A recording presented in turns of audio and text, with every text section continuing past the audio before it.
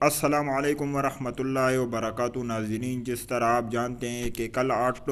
April کو سورج گرہن ہونے والا ہے، تو بہت سے لوگ ڈرے ہوئے ہیں کہ اگر کل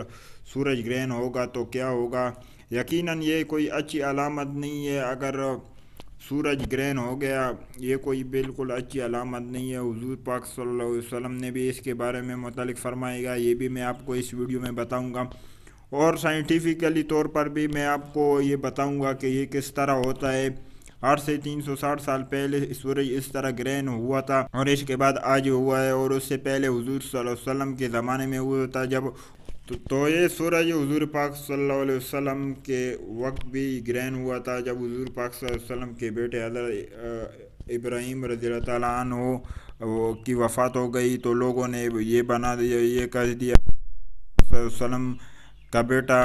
اس دنیا سے رحلت کر چکا ہے، اس لیے یہ سورج گرہن ہو گیا۔ اور لوگوں نے، صحابہ کرام نے حضور صلی اللہ علیہ وسلم کے سامنے تشریف لے گئے، اور حضور صلی اللہ علیہ وسلم نے فرمایا کہ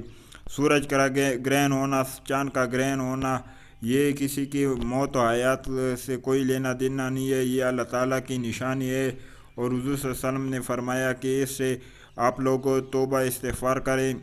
نماز پڑھیں، صدقہ خیرات دیں، کیونکہ یہ اچھی علامت نہیں ہے۔ جب پہلے امتوں میں بھی جب عذاب نازل ہو جاتا تھا تو اس سے پہلے اللہ تعالیٰ ان کو وارننگ کے طور پر ایسی نشانیاں دکھاتے تھے کہ باز آ جاؤ۔ جو قومیں باز آ جاتی تو اللہ تعالیٰ انہیں معاف کرتے، اور جو قومیں باز نہ آتی تو اللہ تعالیٰ ان پر عذاب نازل فرمایا۔ اب اس میں جو سائنٹیفک جو ریزن بتایا جاتا ہے، سائنٹیفک تھرو سے اب میں آپ کو، سائنس کے تھرو سے اب میں آپ کو سمجھاؤں گا کہ اس طرح کیوں ہوتا ہے۔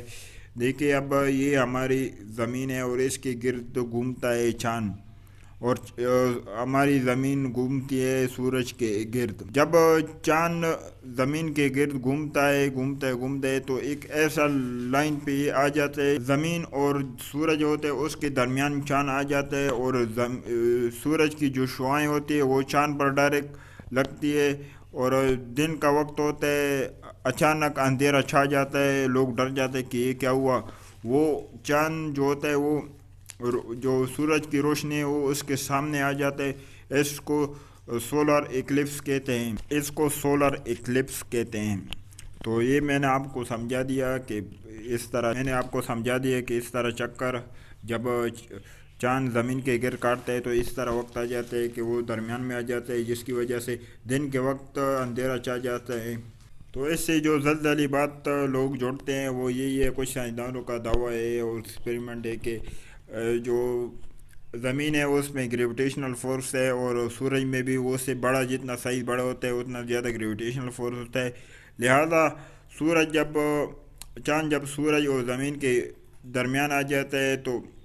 آپس میں قوت کشش ہوتی ہے، اور زمین کے اندر ہے ٹیکٹونک پلیٹ، جو ہلنے پر زلزلے آ جاتے ہیں۔ یہی بات ہی میں نے آپ کو سمجھا دیا کہ جو چاند ہے وہ زمین اور سورج کے درمیان آ جاتے ہیں، کس طرح زلزلہ واقع ہوتا ہے، ٹیکٹونک پلیٹس ہوتی ہے زمین میں، وہ ہلنے ایک حد سے زیادہ جب گریویٹیشنل فورس لگتا ہے آپس میں